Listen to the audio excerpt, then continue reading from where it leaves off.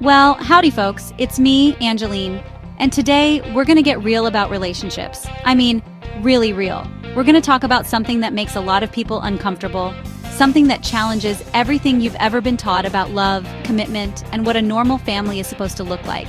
We're talking about polygamy. Now, before you click away, I want you to ask yourself a question. Is the life you're living right now, the relationship model you've been following, truly making you happy? Is it fulfilling you, or are you just playing a role you think you're supposed to play? Because let's be honest, for a lot of us, the traditional playbook just isn't working. I've seen it time and time again. The heartbreak, the betrayal, the quiet desperation that comes from trying to fit a round peg into a square hole. You've been told that one person is supposed to be your everything, your sun, moon, and stars. But what if that's just a story we've been sold? What if there's another way to build a life, a family, and a future that's more expansive, more honest, and ultimately, more authentic to who you are?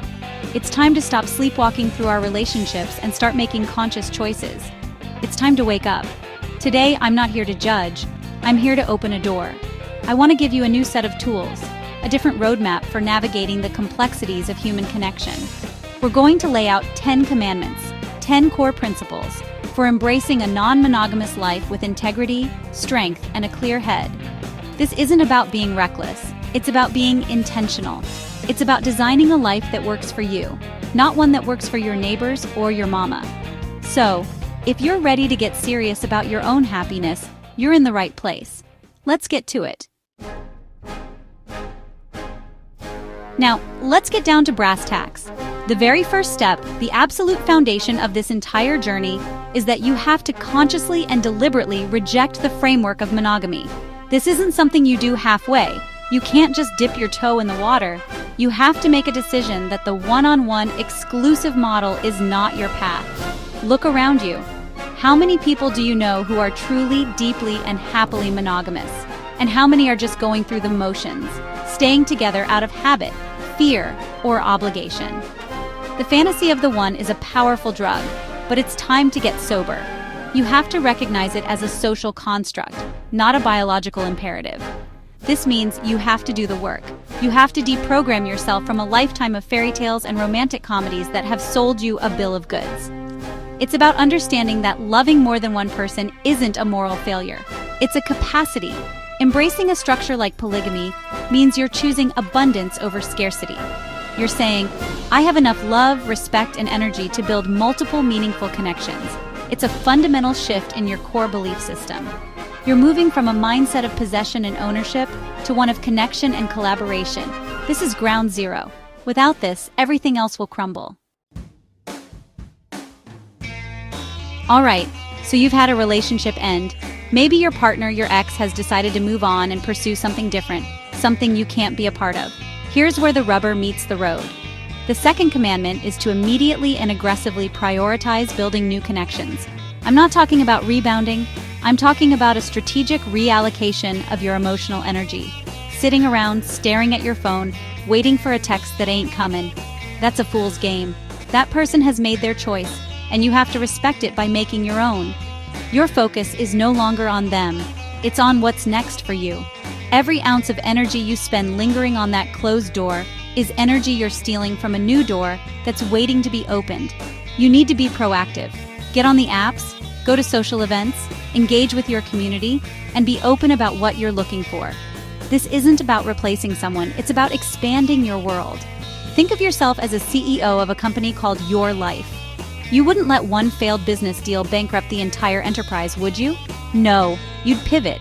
You'd find new investors. You'd launch new products.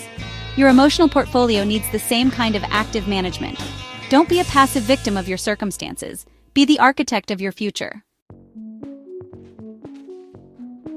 Now this one is critical, and it's where a lot of folks mess up. You have to respect the boundaries that have been set, both yours and theirs. If you've all agreed on a certain structure, say, your partner is building a new primary relationship, and you've agreed to a different role, you honor that agreement. This is not the time to play games, to test the limits, or to try and manipulate the situation. If a third party is now involved in their life, you must respect that person's presence and the new dynamic it creates. Pushing for a level of closeness that is no longer on the table is not only disrespectful, it's self-destructive. It makes you look weak and desperate, and that's not a good look on anybody. Integrity is the currency of any healthy relationship, especially in non-monogamy. Your word has to be your bond. If you've agreed to certain rules of engagement, you stick to them. This means no unannounced drop-ins, no blowing up their phone when you know they're with someone else, no trying to create drama or force them to choose. True strength is shown in your ability to honor the lines that have been drawn, even when it's painful. This protects everyone involved, including you. It demonstrates that you are a stable, trustworthy partner who can handle complex emotional situations with maturity. Don't be the agent of chaos. Be the pillar of stability. Let's be crystal clear on this. If your ex-partner has chosen a path that excludes you, whether they're pursuing strict monogamy with someone else or even bigamy where you are not one of the spouses, the door to reconciliation is closed, bolted, padlocked. You have to burn that bridge. Do not, I repeat, do not entertain the idea of getting back together. Why? Because the fundamental incompatibility that caused the split is still there. They have chosen a different operating system, and you cannot run your software on their hardware. It will only lead to crashes and corruption. Wasting your time hoping they'll come to their senses is honestly an insult to your own value. There are just so many other options available to you within the world of ethical non-monogamy. You can build other polyamorous relationships. You can explore concubinage. You can design a life that actually aligns with your principles. Clinging to the fantasy of rekindling a flame with someone who has rejected your core values is a betrayal of yourself. It's like trying to put a puzzle piece where it just doesn't fit. You can jam it in there, you can bend the cardboard, but it will never be right and it damages the whole picture. Your job is not to fix what's broken with them. It's to build what's new for you. Move on, decisively. You've got a surplus of a valuable commodity right now. Time and energy that you used to spend on that past relationship. The fifth commandment is to invest this capital wisely. Don't squander it by moping around, replaying old arguments in your head, or stalking their social media. That's emotional bankruptcy. Instead, you need to pour that energy into assets that will appreciate over time. I'm talking about building your wealth, expanding your knowledge, and cultivating your own well-being. This is your season for growth. This is when you double down on you. Take that class you've been putting off. Start that side hustle you've been dreaming about. Hit the gym and build the strongest, healthiest body you've ever had. Read books that expand your mind. Travel and see a part of the world you've never seen. Every minute you invest in your own intellectual, financial, and physical capital pays dividends. It not only makes you a more interesting and resilient person, but it also makes you a more attractive partner for the new connections you're seeking. Stop dwelling on what you've lost and start building what you can gain. Your best revenge and your best recovery is honestly a life well lived. Let's talk about integrity. If you've committed to a non-monogamous path, you need to live it with your head held high. The sixth commandment is to choose overt, ethical structures like polygamy or concubinage as a healthy and honest alternative to the deceit of adultery. Sneaking around, lying, and cheating, that's the coward's way out. That's what people do when they lack the courage to live their truth out in the open. It creates a world of pain, mistrust, and emotional damage for everyone involved. That is not what we are about here. We are about building relationships based on radical honesty and mutual consent. Choosing an open framework like polygamy says, I respect my partners enough to be completely transparent with them. It's about creating a system where everyone is aware of the situation and agrees to the terms. This isn't some loophole to get away with bad behavior. It's a higher standard of conduct. It requires more communication, more emotional intelligence, and more personal responsibility than monogamy ever does. Adultery is a symptom of a broken system and a lack of character. Ethical non-monogamy is a conscious, deliberate choice to build something better, something more sustainable, and something that doesn't rely on secrets and lies to survive. We've been conditioned by society to chase the dizzying high of romance. The butterflies, the drama, the intoxicating passion. But that stuff is like cotton candy. It's sweet and exciting for a minute, but it dissolves into nothing and leaves you hungry for something real. The seventh commandment is to shift your priorities, value intellectual connection and shared goals far more than you value fleeting romantic feelings. Look for partners who stimulate your mind, who challenge your ideas, and who are building a life in the same direction as you are. A mental connection is the bedrock of a long-term stable partnership. Emotional dependency is a house built on sand. Ask yourself the hard questions. Can you have a 5-hour conversation with this person and still have more to talk about? Do you respect how their mind works? Are your life goals compatible? Are you both committed to personal growth, financial stability, and building a legacy? These are the pillars that hold up a relationship when the initial passion inevitably cools. Romantic feelings are fickle. They come and go with the weather. But a partnership built on a shared intellectual and philosophical foundation can withstand any storm. Don't look for a spark. Look for a partner in crime, a co-conspirator, a fellow architect for the life you want to build. Listen to me on this one. No matter how many partners you have, no matter how wonderful and supportive your family structure is, you must maintain your independence. The 8th commandment is to remain self-reliant. Do not ever put yourself in a position where your survival, financially, emotionally, or logistically, depends on someone else. The moment you lose your independence is the moment you lose your power. It's the moment you start making compromises you shouldn't make and accepting behavior you shouldn't accept, all because you're afraid of being on your own. That's not a partnership. That's a hostage situation. This means you have your own money, your own career or source of income, your own friends, and your own hobbies. Your life needs to be a rich and fulfilling tapestry, even if every single one of your partners were to walk away tomorrow. This isn't about being cynical. It's about being smart. It's about ensuring that you are in your relationships because you want to be, not because you need to be. True partnership is about 2 or more whole, independent people choosing to build something together. It's not about broken halves trying to complete each other. Keep your own house in order always. Your self-reliance is your greatest asset. Life is going to deal you some painful cards. Relationships will end. People will disappoint you. You're going to get hurt.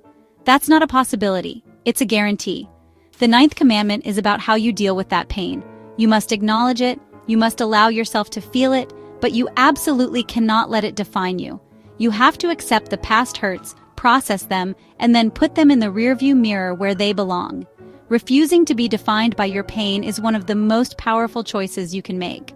Wallowing in victimhood is a life sentence of misery that you hand to yourself. This requires a conscious decision to move forward, no matter what. It means you don't carry the baggage from one relationship into the next. You don't let the ghost of an ex haunt your future connections. You learn the lesson the pain was sent to teach you, about your boundaries, about what you want, about the red flags you missed, and then you let the emotion itself go. Think of it like a scar. It's proof that you were wounded, but it's also proof that you healed. You can acknowledge the scar is there without constantly picking at it and making it bleed again. Your past does not have to be your prison. We've come to the final and most important commandment. After all the soul-searching, after all the deprogramming, after all the hard work, you must commit to your path. The 10th commandment is to stick to your non-monogamous ideals and reject the immense societal pressure that will try to force you back into a conventional box. People will misunderstand you. They will judge you. They will tell you you're wrong, you're immoral, or you're just going through a phase. They will dangle the promise of settling down into a nice, neat, monogamous life as if it's the ultimate prize. You have to be strong enough to say no. This is your life. You are the one who has to live it. You are the one who has to answer to yourself at the end of the day. If you have done the work and determined that a polyamorous life is the most authentic, honest, and fulfilling path for you, then you owe it to yourself to walk that path with conviction. This isn't a casual experiment. It's a deeply held conviction about how to best love and build a family. Don't let the fear of judgment from people who aren't living your life, who don't understand your heart, and who aren't paying your bills steer you off course. Plant your flag, own your truth, and commit to the life you are consciously designing. All right, let's just cut to the chase here. We've laid out 10 commandments. This isn't some feel-good, hold-your-hand session. This is a wake-up call. You can either continue to be a passive passenger in your own life, letting outdated social scripts and the expectations of others drive you into a ditch of unhappiness, or you can grab the steering wheel. The path we've talked about today, this path of radical honesty and non-monogamy, it's not the easy road. It requires more integrity, more communication, and more personal accountability than the default settings you've been handed. It's for grown-ups. So the question you gotta ask yourself is, am I a grown-up? Are you ready to stop blaming your ex? Stop blaming society and start taking 100% responsibility for your own happiness? Are you ready to build a life based on your own values, even if it makes other people uncomfortable? Because at the end of the day, you can't have it both ways. You can't live an unconventional life and still expect conventional approval. You have to choose. You can choose comfort and quiet desperation, or you can choose courage and the possibility of profound, authentic connection. This is your life. It's ticking away every single second. Don't you dare waste another minute of it trying to be someone you're not, to fit into a box that's suffocating you. Get real about what you want. Get serious about designing a life that works. The choice is yours. And if you're not ready to do the work, then you're just playing games. And in the game of life, if you're not playing to win, what's the point of even being on the field? Think about that.